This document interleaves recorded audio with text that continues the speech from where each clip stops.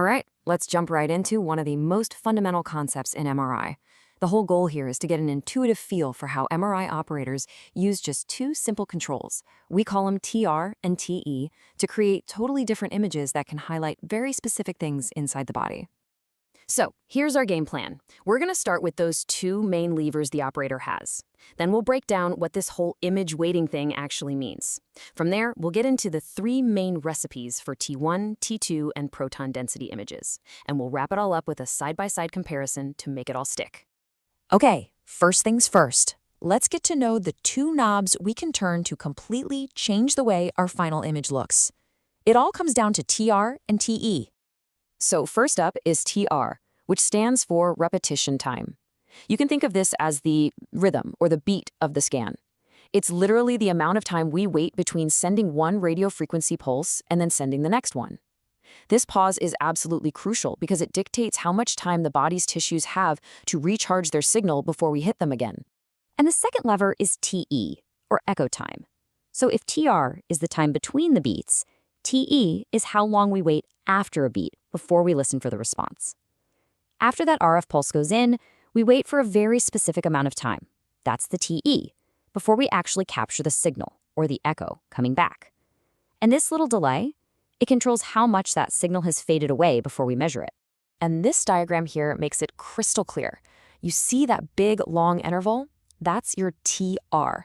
It's the time for the entire sequence to repeat itself. Then, tucked inside each of those TR cycles, you have the much shorter TE. It's that little pause between the pulse and when we actually listen for the echo. Just two simple timers, but believe me, they have a massive impact on the final image. So this brings us to the big question, what is image weighting? Really, it's just a fancy term for using our two timers, TR and TE, to deliberately put a spotlight on one of a tissue's natural properties. We're choosing whether we want to highlight how fast a tissue recovers its signal or how fast its signal decays. That choice is weighting. Now this table, this is basically our master recipe book for this entire explainer. It's got the three main flavors of MRI. If you want a T1 weighted image, the recipe is short TR and short TE. For a T2 weighted image, you go with a long TR and a long TE. And for this third type, proton density, you mix and match, a long TR but a short TE. So let's break down why these specific recipes work. Okay, let's start with our first recipe, how to cook up a T1 weighted image. In the clinic, a lot of people call this the anatomy scan, and for good reason. It gives you this beautiful, clear outline of all the different structures in the body. And as we just saw, the formula is dead simple, a short repetition time plus a short echo time. But the real magic isn't in the what, it's in the why. So let's tackle the first ingredient. How does using a short TR, hitting the tissues with pulses one after another pretty quickly, actually help us see their T1 differences? This graph tells the whole story. You've got two different tissues, A and B, and they're recovering their signal at different speeds. Now, if we wait a really long time, they both pretty much recover all the way, and their signals look pretty similar. But if we use a short TR and hit them with the next pulse quickly, we catch them at a moment when the gap between their recovery levels is as big as it's going to get. And that very gap, that's what creates the contrast in our T1 image. But that's only half of it, right? We've used a short TR to maximize the T1 differences, so why do we also have to use a short TE? What's that part of the recipe doing? Well, the idea here is to keep our image pure. We just did all that work with a short TR to get great T1 contrast, and we don't want the T2 properties of the tissues messing it up.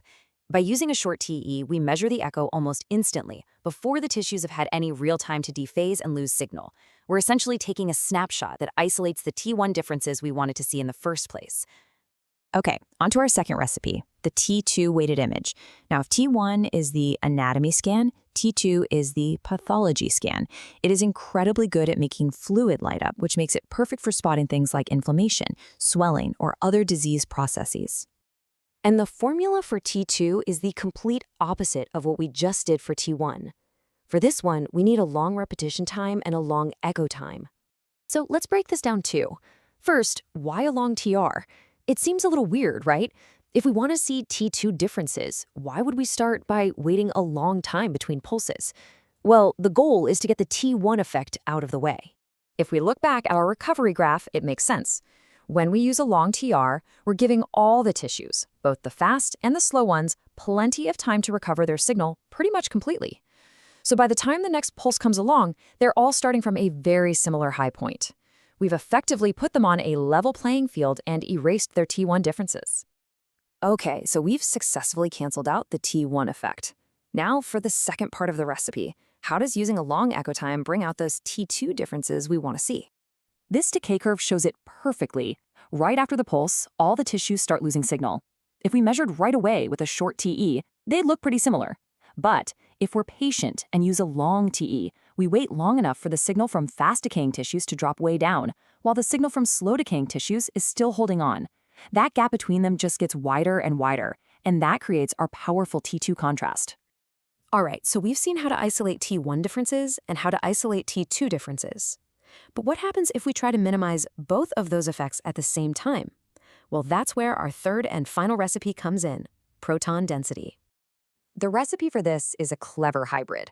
We use a long TR, which we just learned from our T2 recipe gets rid of T1 contrast.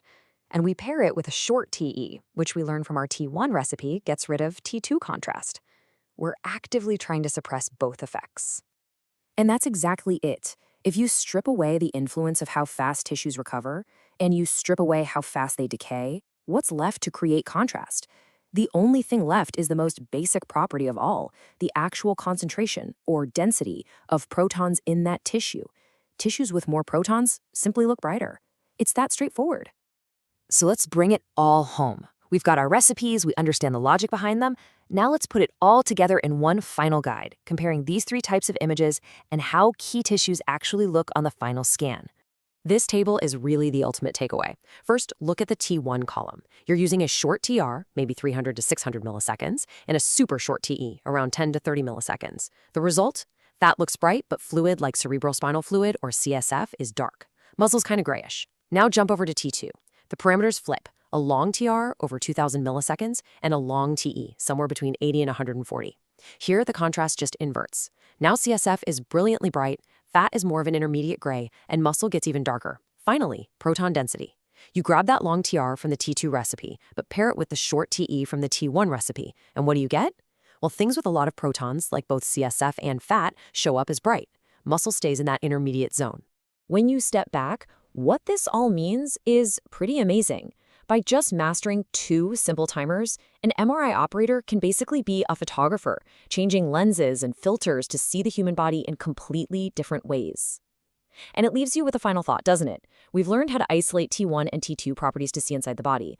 What other subtle, hidden properties could we learn to isolate next for an even clearer picture?